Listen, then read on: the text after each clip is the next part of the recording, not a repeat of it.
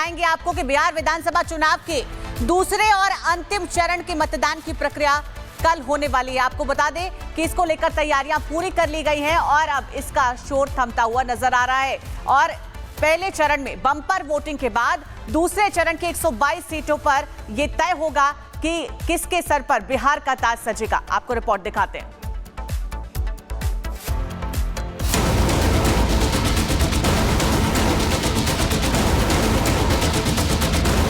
बिहार का रण अब अपनी दहलीज पर पहुंच चुका है। चुनावी रण में सियासतदानों ने अपना आखिरी दांव चल दिया। रविवार शाम 5 बजे धुआंधार प्रचार की गूंज थम गई, यानी नेताओं के भाषण, रोड शो और नारों के बीच अब जनता की बारी है, जो तय करेगी कि इस बार भी बिहार में सुशासन आएगा या शासन बदलेगा। बिहार में दूसरे फेज का मतदान शुरू होने में अब 24 घंटे से कम का समय है।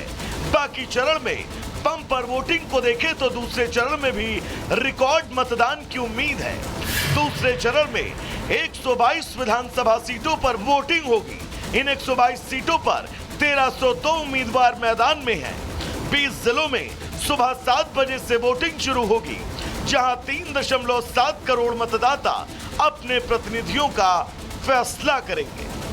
पहले चरण में शांतिपूर्ण मतदान कराने के बाद अब चुनाव आयोग के सामने दूसरे चरण में भी बिना किसी बाधा के चुनाव संपन्न कराने की चुनौती है, जिसके लिए सुरक्षा व्यवस्था भी पूरी तरह से चाक चौबंद है।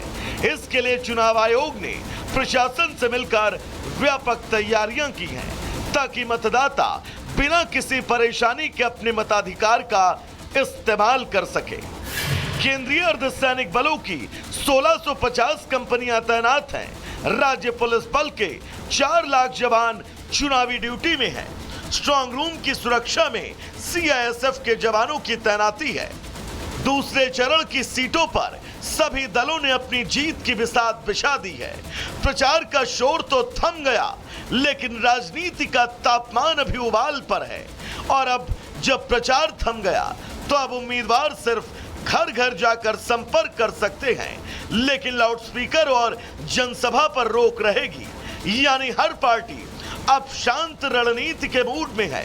लेकिन असली परीक्षा 14 नवंबर को होनी है, जब जनता वोट के जरिए अपना फैसला सुनाएगी। Bureau report, Republic Bharat.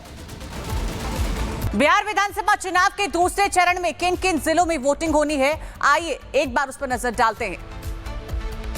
तो आपको बता दें कि पश्चिमी चंपारण वो जिला होगा जहां पर कल वोटिंग होगी। सीतामढ़ी, मधुबनी, अररिया, पूर्णिया, पूर्वी चंपारण, शिवहर, सुपौल, किशनगंज और कटिहार, ये वो जगह आपको बता रहे हैं जहां पर कल बम्पर वोटिंग होने वाली है। जैसा कि आपने पिछले मतदान में देखा कि किस तरीके से बम्पर वोटिंग हुई है, तो उम्मीद ये भी की जा रही है कल का दूसरे चरण का जो मतदान होगा उसमें भी कुछ ऐसा ही रिजल्ट देखने को मिलेगा। बाकी आज जिलों की अगर बात करें तो भागलपुर, जामुई, गया, जहानाबाद, कैमूर, बांका, नवादा, औरंगाबाद और अरवल, रोहतास, ये वो जिले होंगे जहां पर कल दूसरे चरण का मतदान होना है। और आपको बता रहे हैं कि कुल 122 प्रत्याशी होंगे जो कल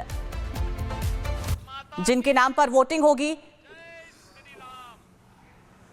और जेडीयू के 44, एलजीपीआर के 15, एचएएम के 6, आरएलएम के 4, तो कल 122 प्रत्याशियों के किसके सर पर ताज होगा ये तय किया जाएगा। ये तमाम सीटें हैं जहां पर कल मतदान होगा दूसरे चरण का। जिस तरीके से पहले दौर का मतदान हुआ है, जिस तरीके से बम्पर वोटिंग हुई है, उम्मीद की जा रही है कि कल भी बिहार में बम्पर वोटिंग होने की उम्मीद है।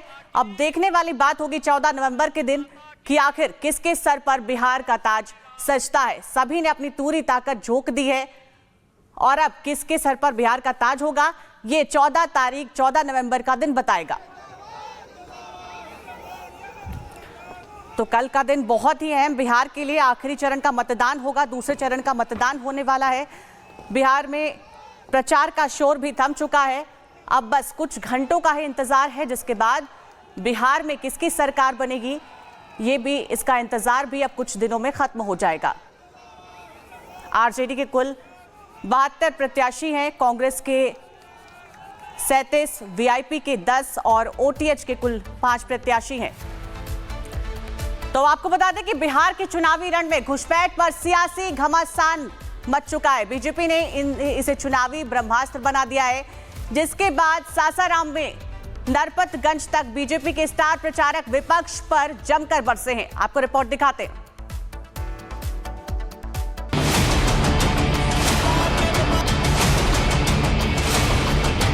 बिहार में प्रचार का शोर भले थम गया हो, लेकिन बिहार के जर्रे जर्रे में अब सुरक्षा बनाम सियासत का शोर है। एनडीए ने चुनाव के आखिरी दौर में घुसपैठियों को हाई वोल्टेज बना दिया है। अमित शाह से लेकर सीएम योगी तक इसको लेकर बिहार वासियों को सावधान कर रहे हैं और विपक्ष को इन घुसपैठियों का रक्षक बता रही है। सासाराम से अमित शाह का चेतावनी भरा अंदाज, चुनावी मंच से शाह ने लोगों को लालू राज में जंगल राज वाला दौर तो याद दिलाया ही, साथ ही घुसपैठियों के मुद्दे पर भी बड़ा हमला बोला। सासाराम वालों, याद रखना, जरा सी भी गलती हुई तो जंगल राज फिर से आ जाएगा। ये जंगल राज वाले इस बार चेहरा बदल कर आए हैं, कपड़ा बदल कर आए हैं, भेष बदल कर आए हैं, मगर उनका निशान तो लालटेन और पंजाई है। सासाराम वालों, घुसने मत देना, वरना फिर से आगे बढ़ रहा बिहार जंगल राज से तहस नहस हो जाएगा, तहस नहस हो जाएगा। शाह के साथ योगी ने भी घुसपैठियों को लेकर विपक्ष पर जोरदार प्रहार किया और दो टूक कहा कि वो नरपतगंज को घुसपैठियों की लॉन्चिंग पैड नहीं बनने देंगे। नरपतगंज को घुसपैठियों का लॉन्चिंग पैड नहीं बनने देना है। याद करना, ये लोग आएंगे, पंचर बनाने के नाम पर आएंगे, विकास का ही पंचर कर डालेंगे। नहीं बनने देना है, नहीं आने देना है। बिहार के विकास में अब कोई भी बैरियर नहीं बनने देना है। अब बिहार में घुसपैठियों को लेकर सियासी उबाल देखने को मिल रहा है और इसके बाद बिहार की सियासत में अब एक ही सवाल गूंज रहा है कि क्या घुसपैठियों का मुद्दा एनडीए के लिए वोट बूस्टर का काम करेगा। लेकिन इसका जवाब तो बिहार की जनता को ही देना है। Bureau report, Republic Bharat.